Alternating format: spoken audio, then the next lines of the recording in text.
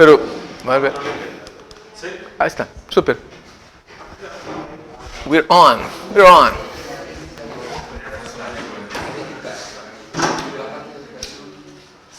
Esto mejor, ¿no?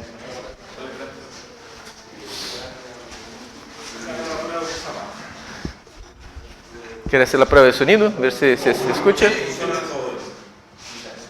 Ah.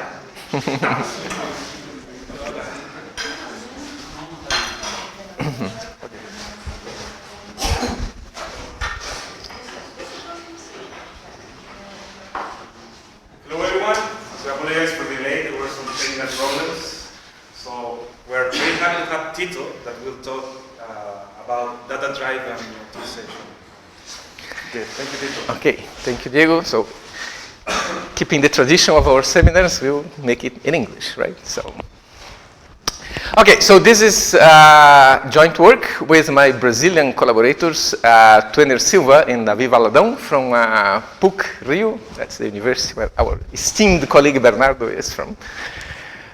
Okay, just a very brief outline. We're going to talk about some stochastic dynamic problems, then how we can use talk a little bit about predictive modeling approach. It will be a machine learning typing approach to,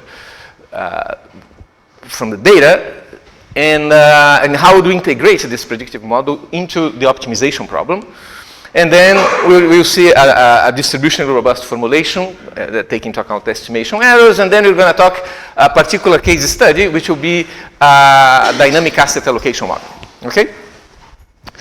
So let's just start, right, with the general stochastic dynamic problems, right? I mean, there are many problems in practice that fall into this category, right? They are dynamic and stochastic. So, for example, a classical one, there are many people who work on that, right? The hydroelectric energy planning. We have to decide how much energy you produce or store, right, every month, and the water inflows are uncertain.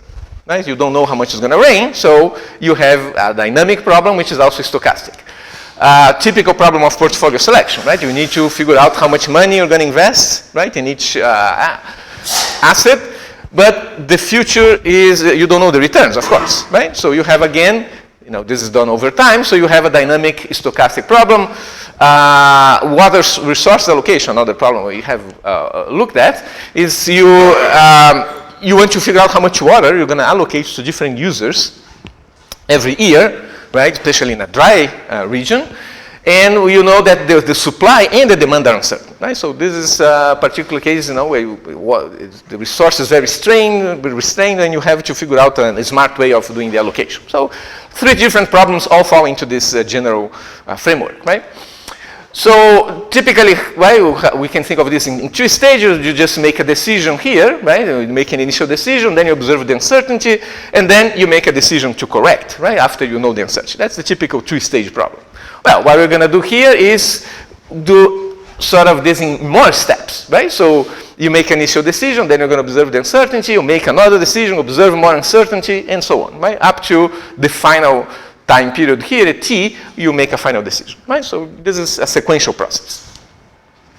So of course, this type of problems have been studied for a long time, right? I mean, this dynamic stochastic problems, there are many tools, dynamic programming, Markov decision processes, approximate dynamic programming, learning algorithms. There are many types of models and algorithms for this type of problem.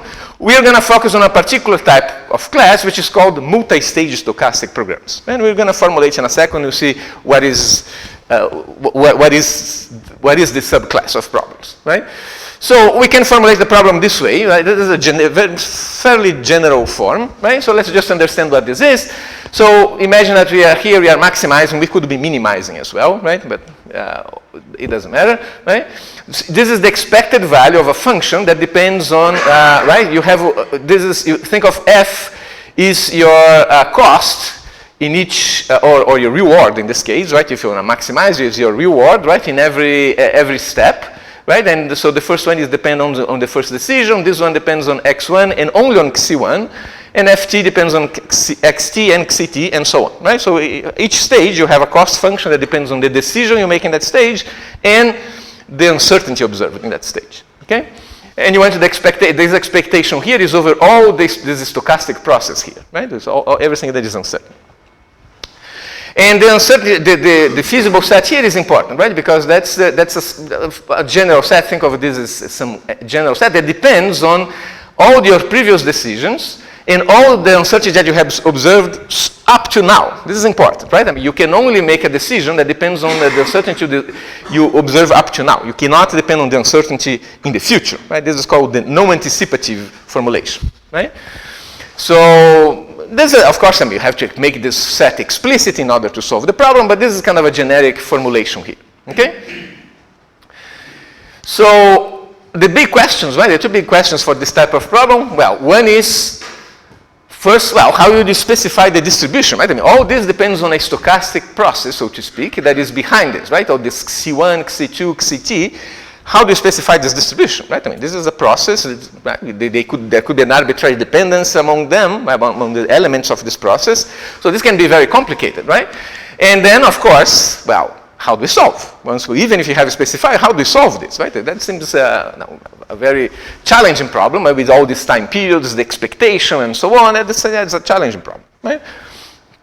So let's first talk about the first problem. How do we get the distribution of this process? Oh, there are several approaches in the literature. One classical one is to work with what's called a scenario tree. Right? So what is a scenario tree? You can see the figure here, right? Essentially, you say, okay, in stage 1, there's no uncertainty, and then in stage 2, I can have like 4 possibilities, and then in stage 3, well, for each of these possibilities, I have another 4 possibilities, and then for each one here, I have another 4 possibilities. So this grows exponentially, of course, right? So for each branch here, you can have multiple possible realizations, right? So we can think of this simply as a discretization of a continuous stochastic process, right? Where each step you discretize with a number of possible outcomes, right? Here, for example, you're discretizing 4 values for each step, right? And then you have this scenario formulation. Is that clear? Right? So this is one classical way. Other ways that to construct a scenario tree, aside from the discretization, there are like moment matching principles where you say, okay, at each step here, I'm going to match the moments of this process, like the mean and the variance and so on. Or there's some process method called stability-based, where the idea is to say, okay, I want to figure out what is the tree that is the closest to the original process, according to some distance. And there are ways to measure this distance, okay? Or it could be simply expert-based, right? Someone says, okay, I think the economy next year could be good, bad, or or terrible. There's some percentage, and then next year the same thing, and so on, right? So there are many ways that this scenario tree could come from.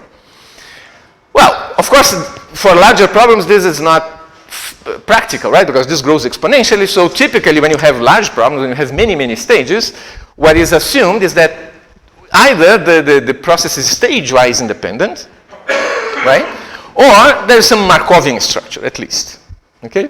Turns out that the stage-wise independent assumption is not as strong as it seems, and we're going to talk about that later. Okay? Okay. On the other hand, so this is what's typically done in the literature, right? They determine the distribution of this process and then somehow use that in the algorithms to solve the problem. Well, but at the same time, there are nowadays, right? I mean, this is becoming more and more popular. People are using these predictive modeling tools to forecast the value of a certain variable, right, directly from the data. Right? This is becoming, this is more and more common. So that's what we want to do here. Right? What we want to do is to say, okay, we're going to, instead of fitting a distribution, doing this classical way, no, we're going to look directly at the data, fit using one of these predictive models, and feed that, right, this predictive model into our prescriptive model, which will be our optimization method, okay, our algorithm, and see how we can put this together. Okay, so that's essentially the goal that what we want to do here.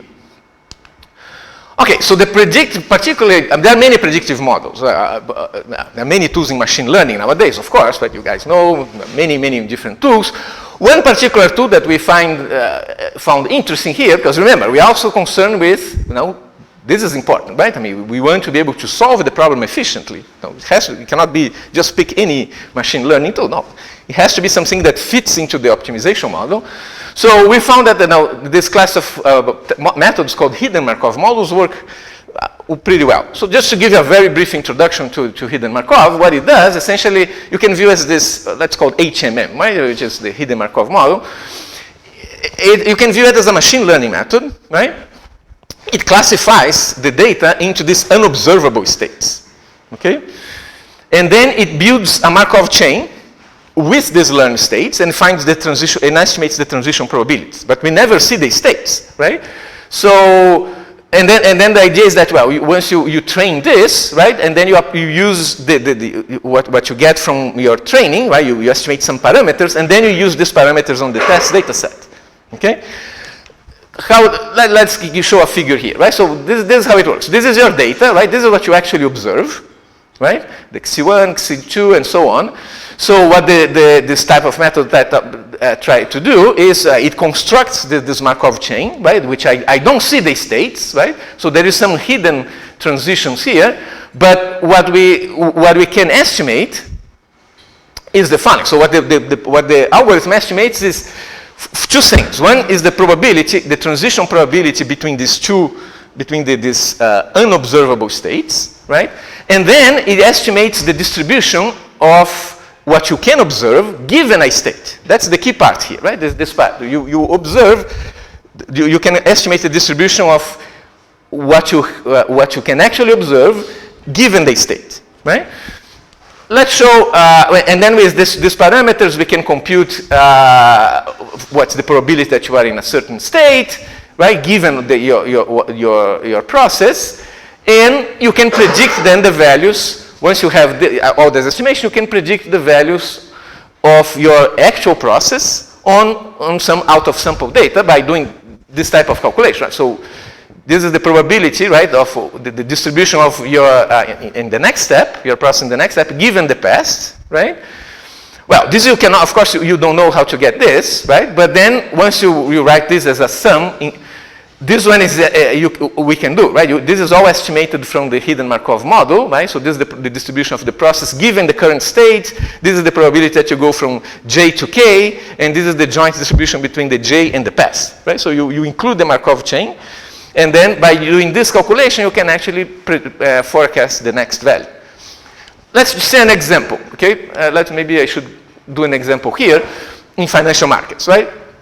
So you think of that as, you only observe your, the stock prices, for example, right? You only observe the market, right? There's no particular model. You feed that into the hidden Markov model, and what it does, you say, okay, I want 3 states. You just specify the number of states. So the hidden Markov model will come up with these 3 states. Here I give some names, but it doesn't have to be that, right? So imagine that the 3 states that it finds is then when the market is very good, right? It's a bull market. When it's bad, it's a bear market, and then when it's neutral, right? So automatically from the data, the method identifies there are these 3 states of the world, right? Where the data falls, and then for each state you can have a different distribution, right? So given that you are in a bull market, well, what's the probability that the prices stay stable or go down or go up?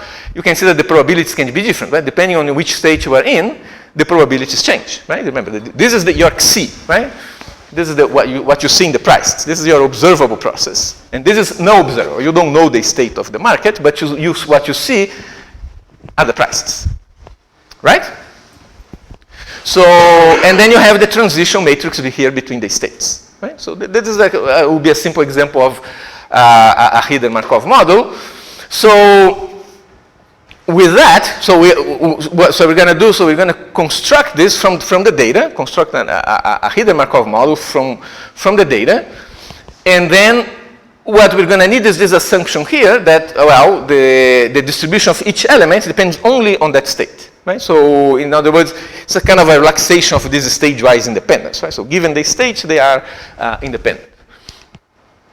Okay, so then how do we solve this? Right? Once we have this machinery, right? We have the hidden Markov model to feed into the optimization method.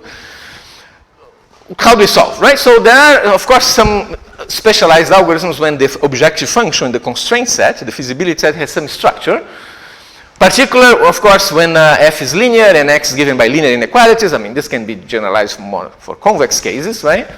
And one classical algorithm that is becoming extremely popular, nowadays is very, very popular, is this stochastic dual dynamic programming, the SDDP method. This was created back in 1980s, right? The paper was published in 91. And it became very popular because people have realized that it is a way, it's probably by far the most popular way to solve problems with many number of stages. So what it does, it combines some, it's an extension of some cutting plane type method, okay, with sampling of scenarios. That's in a nutshell what it does, okay, the SDDP. So you can imagine this is a cutting plane type method. And there are extensions to where remember, we are maximizing, right? So this is when f is concave, and x is given by convex inequalities. It doesn't have to be just linear. This can be more general than that. So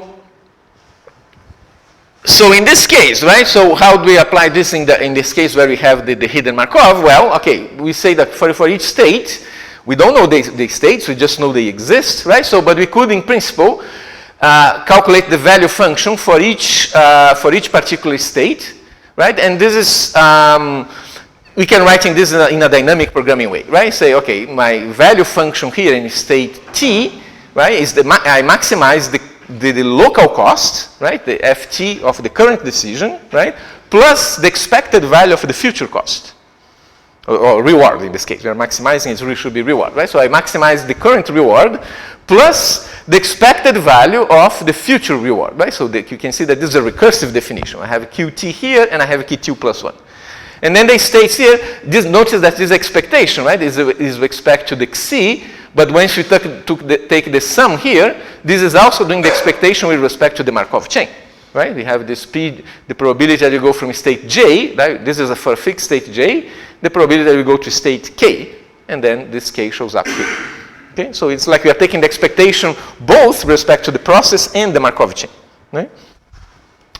So, okay, so this at least is what we call a Bellman format, right? I mean, you write the function in time t as a function of your, the value function in t plus 1.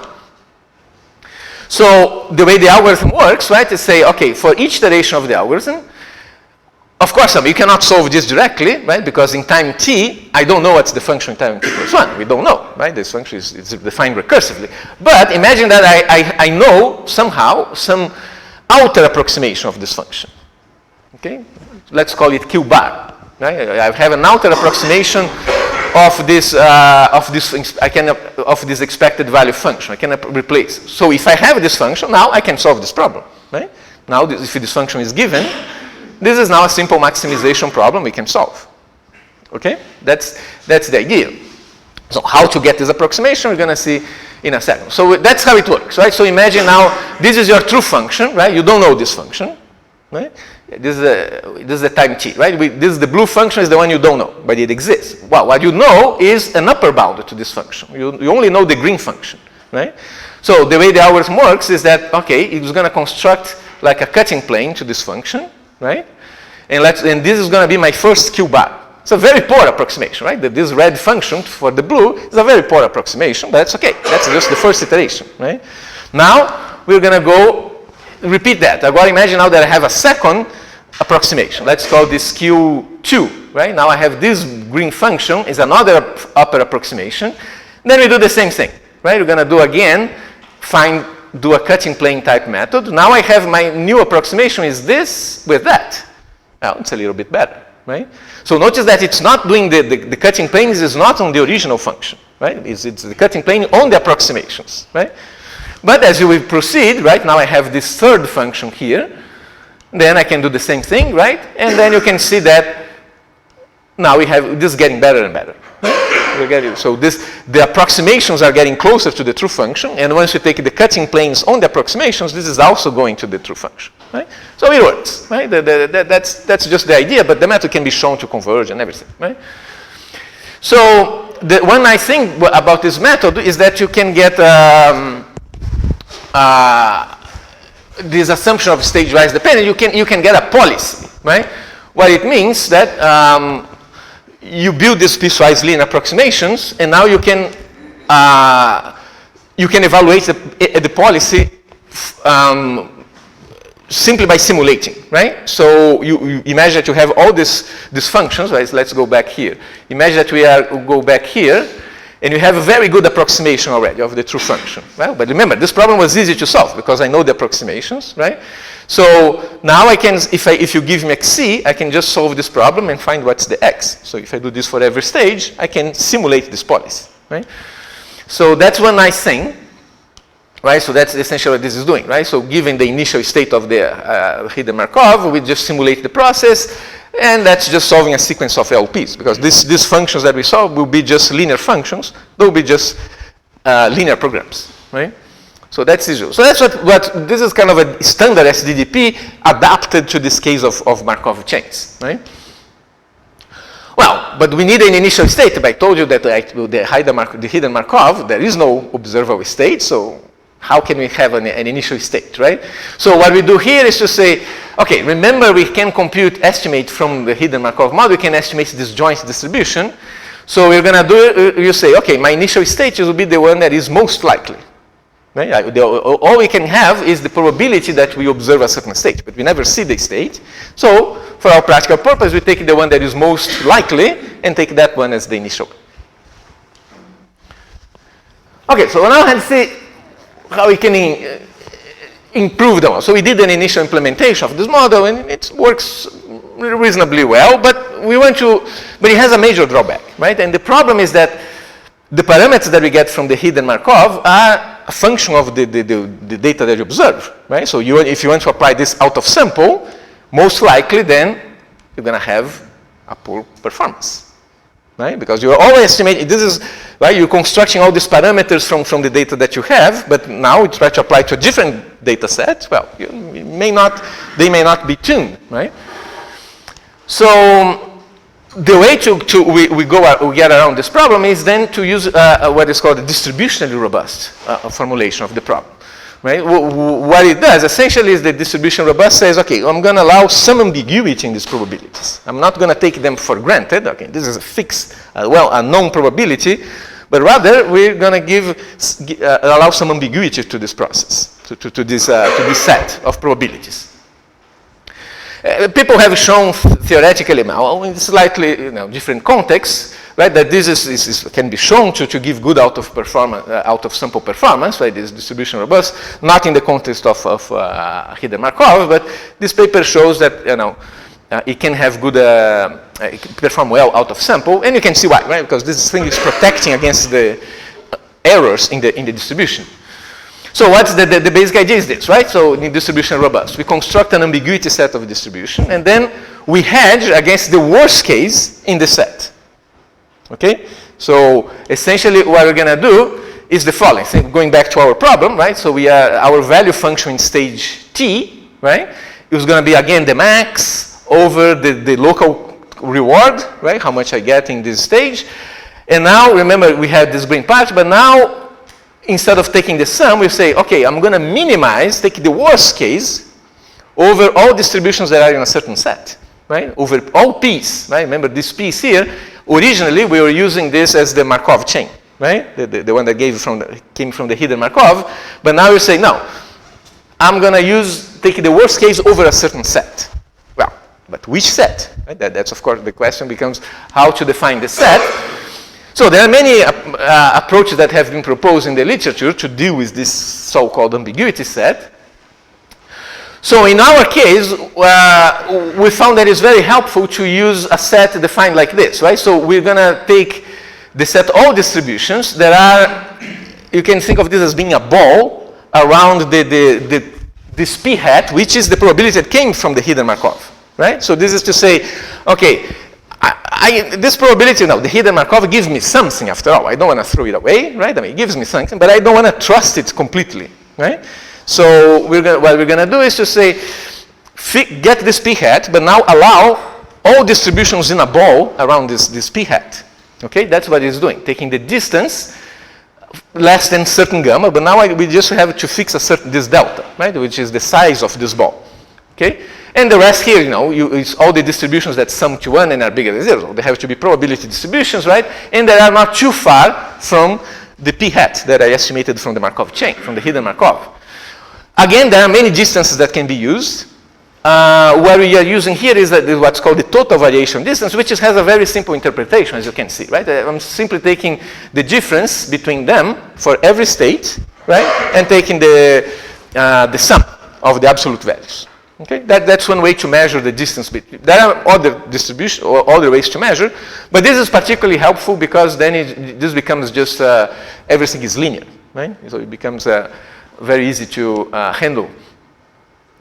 So in this case, then what happens, right? So now we have this problem here, right?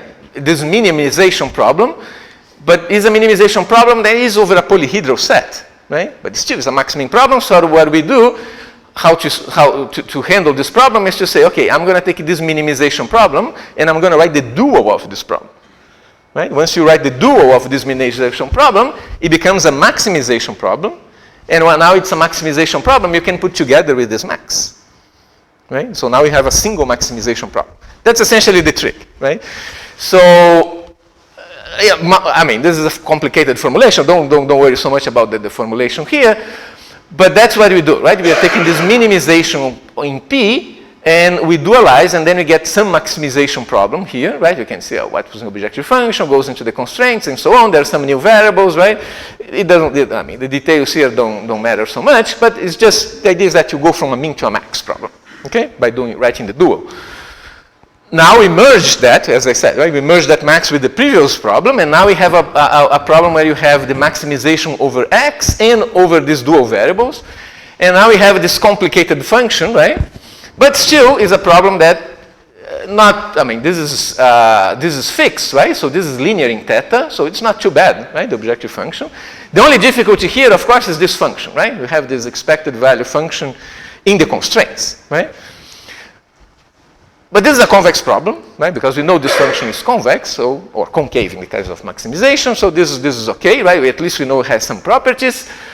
So the problem, as I said, well, now the value function shows up in the constraint instead of the objective function. But it's easy to see that if you take this problem, right, and if I replace this with an upper approximation, what I get is still an upper approximation, right? So imagine that I replace this guy by an upper bound. Right? So if I replace this by an upper bound, that means that I'm making this set more relaxed, right? Because I'm subtracting more. So if I'm making this guy more relaxed, that means I increase my objective value. Right? So replacing this guy with an upper bound here will give me an upper bound to that QT. Right? So we can apply the same idea as before. We just replace the function with an upper approximation using this the cutting planes that we discussed before, right? So that's what essentially we do. We're going to replace this by an upper approximation defined as the minimum of linear functions and proceed just as before. But now we apply the linearization to the constraints, though. Okay? Well, we can also do an inner approximation of the value function by doing the same similar idea, right? So if I replace the expected value, right? If you go back here, same argument. Now I replace this guy by something that is lower. I'm making the constraint set tighter, and now the objective function decreases. Right? So if I replace this q with a q under, I get q under for the value function. Right? So we can do it in both ways. Right? So the question is, well, how to get this inner approximation? The idea is going to be the following, right? So again, similar case as we did before. Imagine that this is your true function that you don't know, right? Now imagine that you have some inner approximation somehow. You have this function with some inner approximation. We cannot use cutting planes because that is going to give an outer approximation, right? We have to use some inner. So what we're going to do is we're going to do some interpolation of the points that we have seen so far. Right? So imagine that I have seen x1 and x2. So I'm going to approximate the blue function just by this red function that connects these 2 points. Very poor, but it's an approximation. Now I have this function, right? I have my q under, and then once the next time, imagine that I have this inner approximation. Now I refine my inner approximation by this guy, right? Doing the interpolation here, and so on. Right? So we are just interpolating these functions, and then I get an inner approximation. The problem is, right, just by looking at the, what happens, if it's in the convex hull of these values, of course it's easy to evaluate, but what happens if it's outside, right? We don't know how to evaluate if it's outside the convex hull of these guys. Well, then what we do is that we combine this. Imagine that we have some absolute lower bound for these functions. So if I fall outside the convex hull, I combine this absolute lower bound with the values that I had here. Just a trick to be able to estimate somehow, right? Because this red function is defined from here to here, right? But we don't know how to evaluate here or here. So we do this trick to evaluate. Okay, then we have this inner approximation.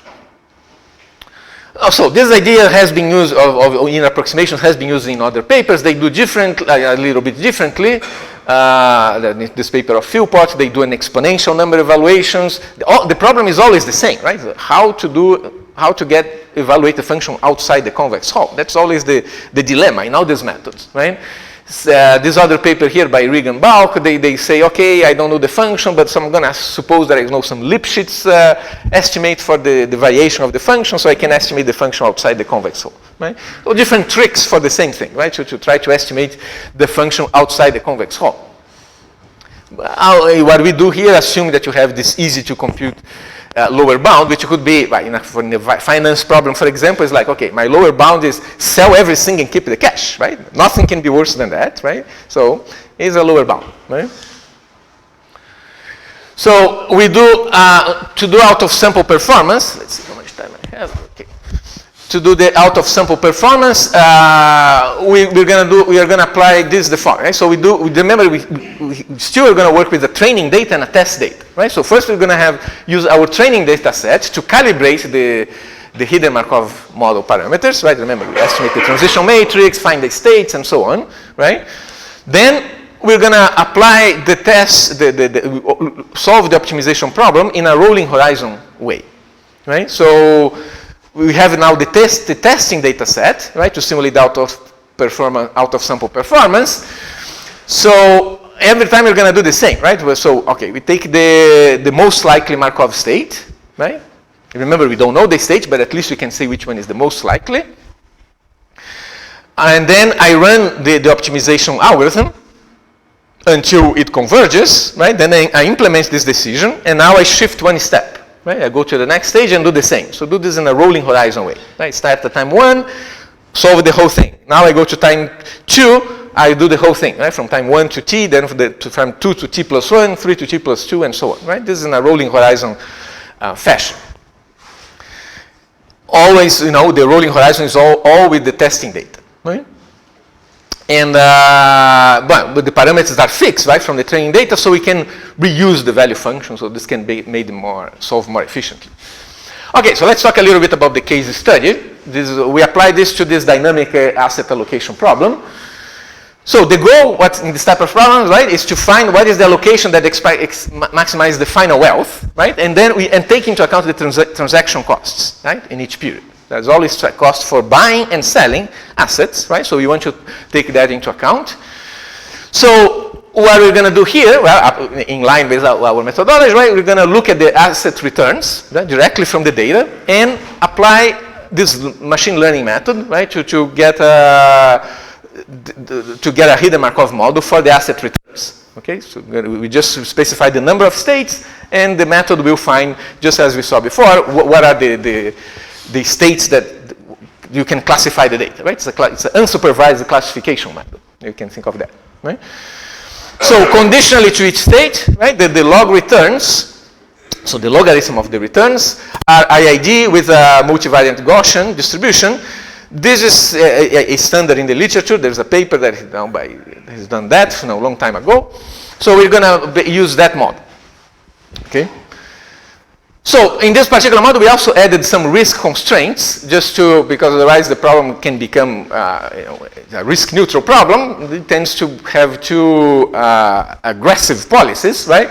So in order we also added this type of constraint where we say that this is the CVOR, right? The conditional value at risk of your what you have your wealth now right? And so think of this as what you lose, right? Between time t plus 1 to time t, right? This is your wealth. What you lose has to be at most a percentage of what you had, right? That's what this is modeling here, right? The CVOR of this difference, what you lose, and this gamma you specify, okay, I don't want to lose more than, I don't know, 5% of what I had before, right? You could put this, almost 0, but that would be very conservative, right? If you don't want to ever risk losing, well, you have to just buy bonds, right? And that's it, right? Don't or keep the cash. Don't risk anything, right? So you can think of this as being the level of risk aversion of the decision maker. Of course, if you make this gamma very large, you're allowing the constraint is loose, so you're being very risk seeker, right? Or risk neutral at least. Okay, so in the extreme, when gamma is 0, it can be shown that this is the same as saying that, well, the probability, you're imposing that the probability that your wealth is less than less time, it has to be bounded by this alpha here, right? So but you can lose money with probability at most 5%. That's with gamma 0. And the gamma 1, you don't impose any risk. So let's take a look at the data. So the data, we use this famous data set by Kenneth French. It's public information.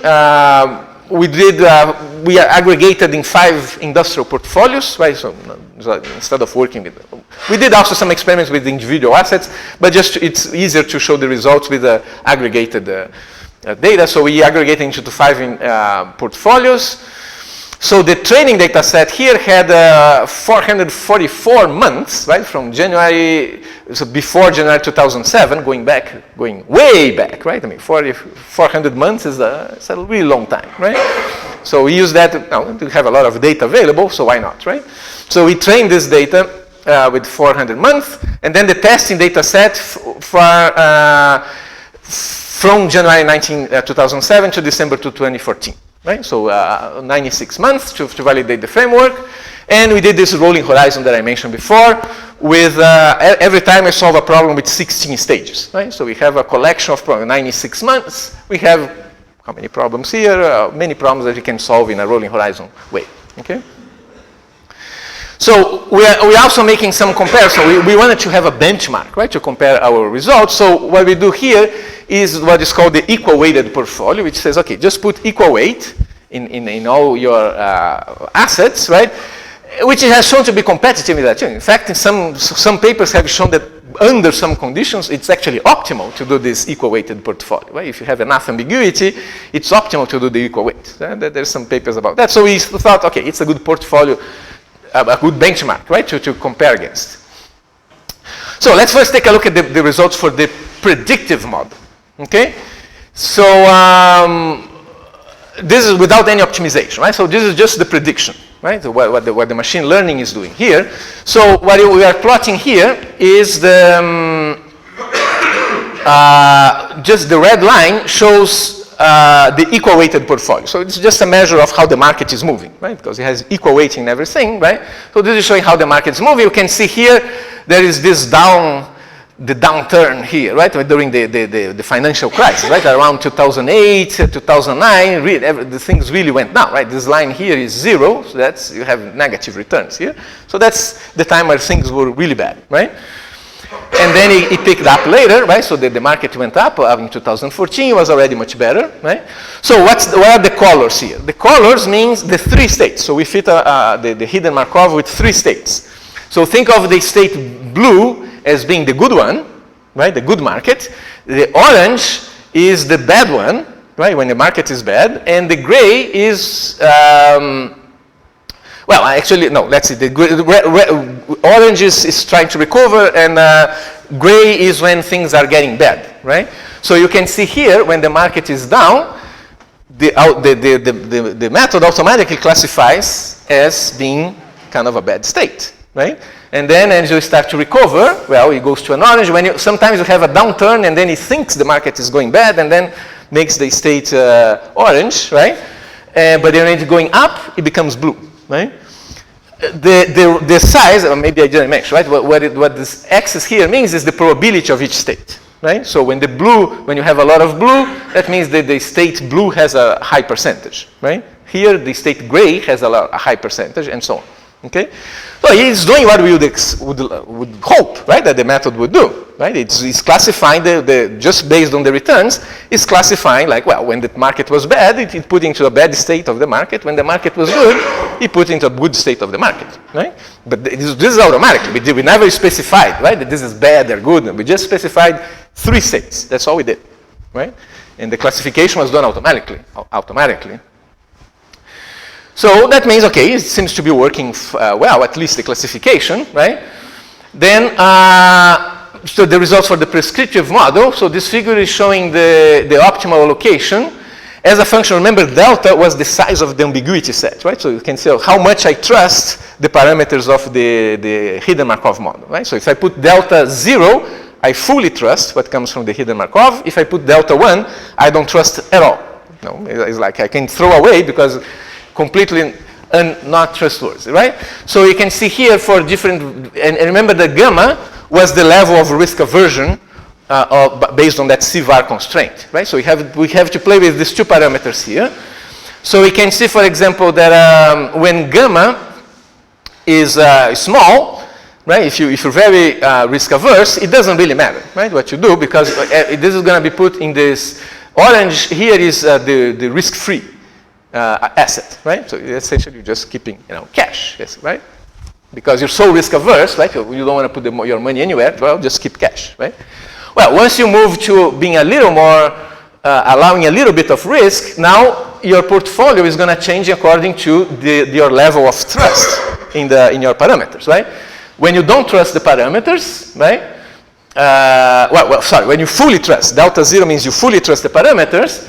Then, well, you have some diversified portfolio, but as delta increases, so you trust less and less. Well, if you trust less and less, then you start moving back to the risk-free, right? You don't trust the parameters. Well, anything can happen. Well, if anything can happen, let's go to the risk-free. That's the safe bet, right? And here is a case where you have even more risk aversion, right? And again, the delta, you can see that now you have this, again, right? So here, probably is already the value of gamma makes it almost risk neutral, right? So when the delta is small, you put everything onto this into the high tech, right? Which is of course the one you have the most return, but is also the riskiest one, right? So you put everything into high tech, and as you increase delta, then you switch, and then again when delta is sufficiently high, you go back to the risk free. Right? So, but then you can control, depending on your level of trust, right, on the parameters of the hidden Markov, your portfolio is going to change accordingly. Now, let's see the optimal policy, right, without ambiguity. This is just if you don't apply any distribution robust and just use the hidden Markov as the policy, this is what we get, right? So remember, this was the market, the same picture as before, right? So essentially what we are plotting here is the actual allocation, right? So the red one is still the equal weighted portfolio. And what we are plotting here, the colors is your allocation. So you can see it's really a bang-bang, what's called a bang-bang type policy, right? So when the market is, you think the market is good, you put everything into the risky asset, right? You buy everything high tech. And then once you realize, oops, it's getting bad, well, sell everything and buy everything risk-free, right? It's like not a particularly stable policy, not for the faint of the heart, right? I mean, this is dangerous, right? I mean, you're really moving from, that's not good. And we can see the performance is actually not particularly good. It is actually losing to the equal weighted portfolio, right? It's too extreme, right? I mean, you're trusting too much this HEMM, and then you end up with this bang-bang policy. However, when you do the ambiguity, now things change, right? So now we are protecting against the estimation error. Now it's much, much more stable, right? You can see that you have a very balanced portfolio, right? It's really only at the times of the crisis that you change your policy to buy the risk-free, as you should, in fact, right? Because here everything was doing bad. So, well, everything is doing poorly. You should actually buy the risk-free in this case, right? And once the market picks up, then you go back, and again, you have another balanced portfolio again, right? So by allowing this is what the level of ambiguity of delta 0.2. So you can see it's really doing what you're supposed to do, right? It's protecting you, in the bad times and giving some balanced portfolio in the good times, right? How does it work? So let's do a quick risk return analysis here. So what we did, we compared what's called the ex-post average and CVOR, right? This is based on the observed returns, okay? And so what we did is this, right? So we calculate for the time periods of this testing data set, we calculated the average. Well, we took the return, the period-wise return, right? And then took the average over our simulation of our returns, okay?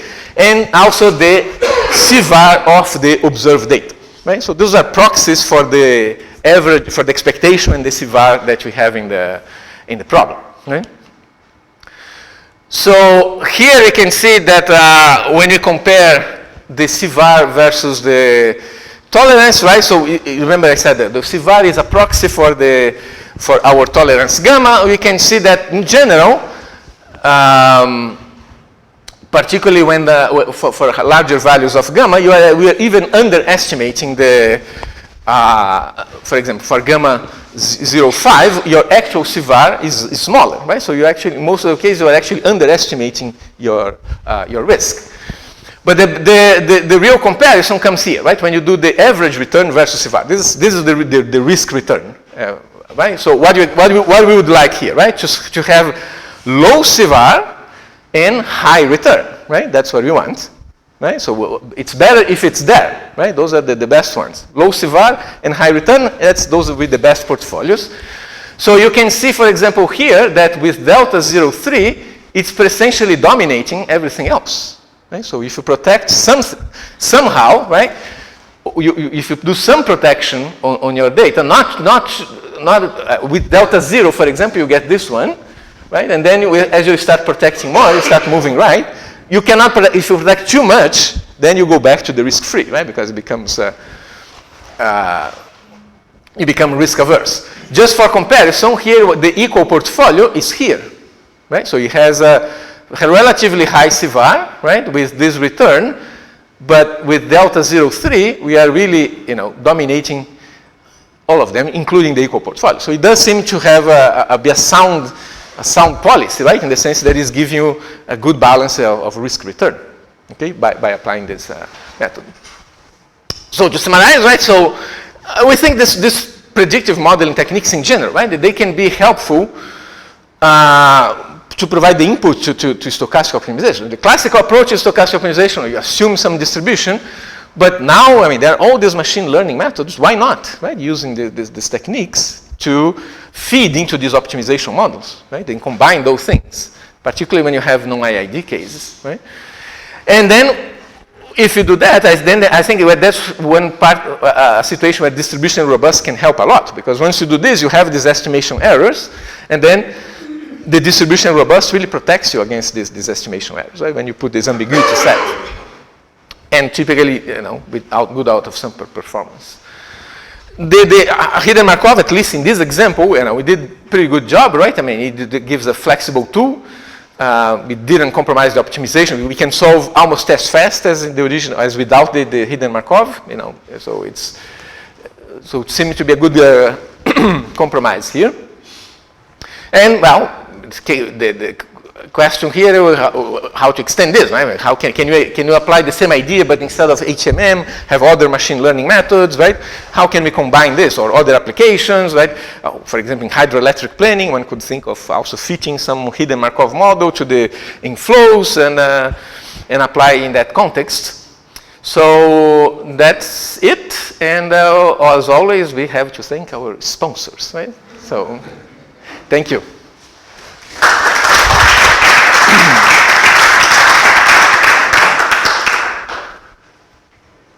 Questions? I have a question. So,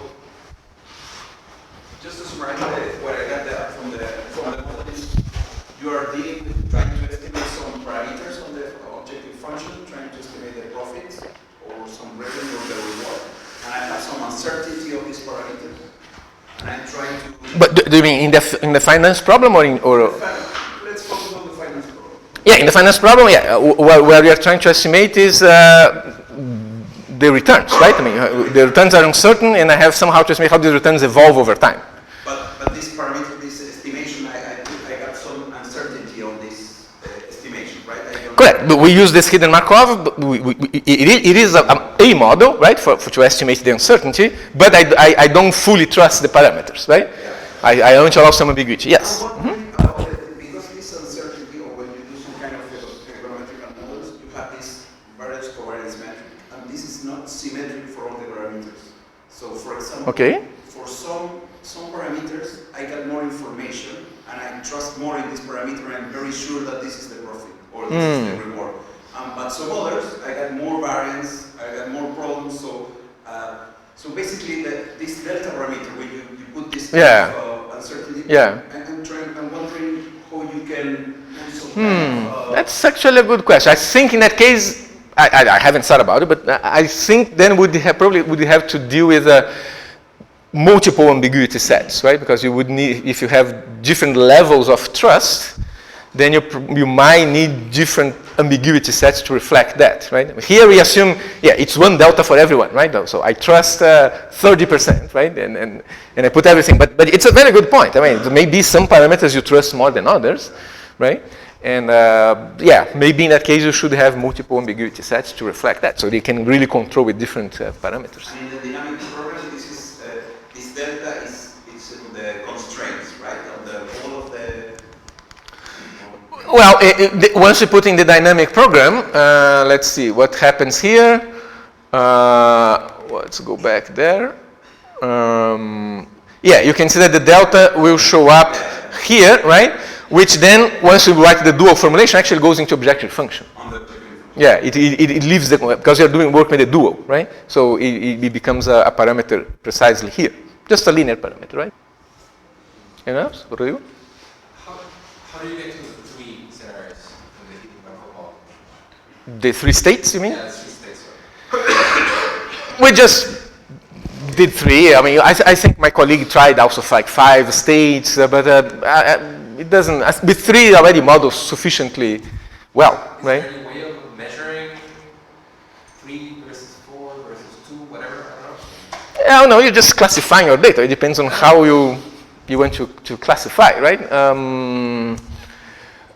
You maybe maybe there are some out of sample tests one can do, right, with the actual distribution versus the predicted one. That might be possible. I think that there might be some tests along these lines, right? You can try to see your measure even with distance, right? Okay, this is what I predicted. This is what I actually observed. Aside from any optimization, just measure that and see. But I don't think there is a method to determine the optimal number of states. No, as far as I know, there isn't. Right? Maybe some heuristic, right? You do like a genetic algorithm, right? To find whatever, but I don't. Like some method heuristic, yeah. But as far as I know, there is no method to define. Okay, this is the optimal number. Christian? Yes. I would like to know how efficient are you combining when you use the distributionally robust approach? Well, it's actually, we don't lose much in this context, right? And that's why it's very important. The fact that we are using this total variation distance is key, right? Because here, this is a very simple formulation. This is linear, right? I mean, you can take absolute value, you can linearize that. This is linear, right? So that's why when you move to the dual, if you think about, this is not a complicated problem. I mean, the formulation is somewhat contrived, but everything is linear here, right? I mean, it's linear in theta, linear in lambda, linear in eta, so this is all linear. And this function here we are linearizing, right, with these upper approximations. So it's a linear problem. So we are not losing anything. In this case, you don't lose any, the complexity is essentially the same. Now, if you use other distances, for example, now it's very popular, people use the so-called Wasserstein distances, right? People are using the literature, Neil knows about that, right? The Wasserstein distances, and the problem with the Wasserstein distance is that this problem becomes considerably more involved, right? It's a better distance in a sense that it's good to measure distance between continuous distributions and discrete ones and so on, but then the problem becomes much more involved, right? So you lose on that side. Here, because we have only finite number of states, this distance is pretty adequate, right? And also then we have this benefit that complexity-wise it's essentially the same. You don't lose anything.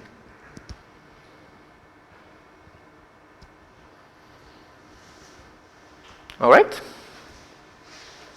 Anyone else? Thank you, Tito, again. Okay, thank you.